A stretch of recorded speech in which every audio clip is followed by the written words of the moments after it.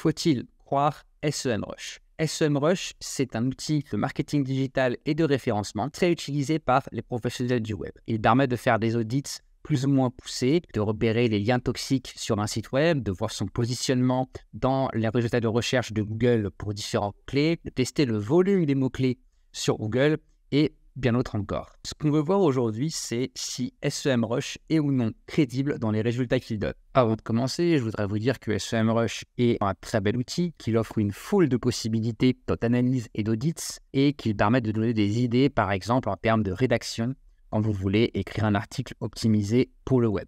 Ce que je voudrais voir aujourd'hui, c'est si les données qu'il me présente sont les mêmes sur d'autres logiciels auxquels j'ai accès. Par exemple, les logiciels de la suite Google. Je vais prendre pour ça un exemple avec un site web que je connais bien puisqu'il m'appartient, apprendre-la-cartomancie.com, que j'ai acheté il y a quelques années avec un pote parce qu'il faisait de l'audience.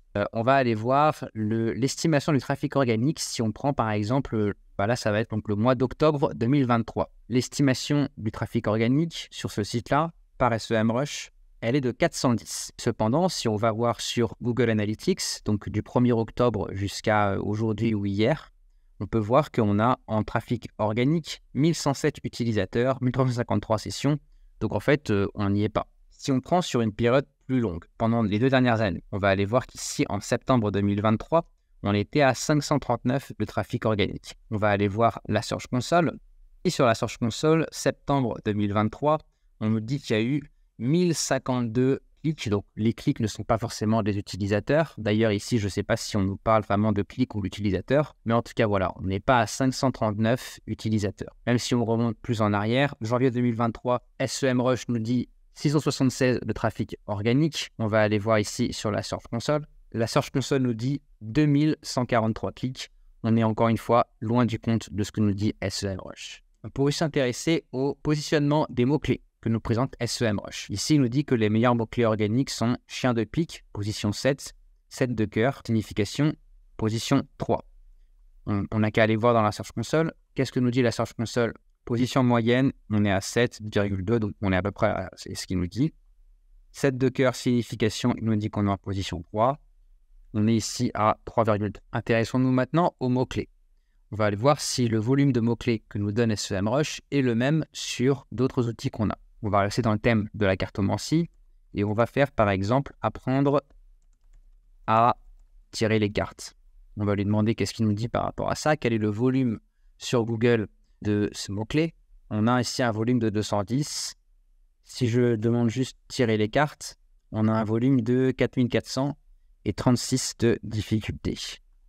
En général, moi, l'outil que j'aime utiliser pour l'analyse du volume des mots-clés, c'est le Keyword Planner. Donc sur Google Ads, il faut avoir un compte Google Ads qui soit actif et qui dépense de l'argent pour pouvoir avoir une certaine précision dans le volume des mots-clés. Mais en tout cas, Google peut nous donner le volume des mots-clés quand on lui demande en France, en français, ou la requête tirer les cartes. Et ici, on a 4400. Donc, on a bien la même chose que ce que nous dit SEMrush. Essayons avec un autre exemple. Je lui dis par exemple, mettons, chien de pique, 2900. On va voir ce que nous dit le Keyword Planner par rapport à ça. Chien de pique, le Keyword Planner nous dit aussi 4400. On a peut-être une erreur de la part de SEMrush. Ici, on a un outil de Google qui est probablement directement connecté à Google Search. À ce moment-là, j'aurais plus tendance à croire en Google Ads. Si vous voulez, on peut faire l'analyse sur un autre outil d'analyse de mots-clés. Je ne sais pas si vous connaissez Ubersuggest. Sur Ubersuggest, on va aller voir qu'est-ce qu'il nous donne pour chien de pique. Pour chien de pique, Ubersuggest est plus proche de Google que SEMrush parce qu'il nous donne un volume de recherche de 4400. Si on essaye de lui demander l'autre mot-clé qu'on avait demandé qui était tirer les cartes, on est aussi à 4400. Donc là encore, on peut dire que SEMrush probablement se trompe et que c'est plutôt Ubersuggest et le Keyword Planner qui nous donnent le vrai volume de mots-clés. Je voudrais vous montrer un autre exemple d'analyse de site web.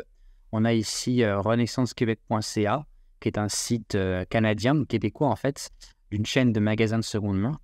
Et si on scrolle un peu vers le bas et qu'on va sur la carte de positionnement de la concurrence de SEMrush, on a ici donc Renaissance Québec, qui est le site en question qui est analysé. Et si on s'intéresse aux sites qui sont, selon SEMrush, les concurrents de ce site-là, on voit que ça n'a vraiment rien à voir parce que onroule.org, Renaissance Consignment, etc., Place de Saint-Hubert, ça n'a pas de rapport avec la chaîne de magasins de seconde main qui est Renaissance. Regardez par exemple renaissancevictoria.com. Je suis allé voir tout à l'heure et il se trouve que c'est une résidence de personnes âgées. Donc vraiment rien à voir. C'est pour ça qu'il faut se méfier des fois de ce que nous donne SEMrush, qui est, je le répète, un très bon logiciel pour avoir des idées, pour avoir une estimation du trafic, mais gardez à l'œil que c'est bien qu'une estimation et que c'est vraiment pas la vérité absolue. Ne vous reposez pas aveuglément sur ce que vous dit SEMrush.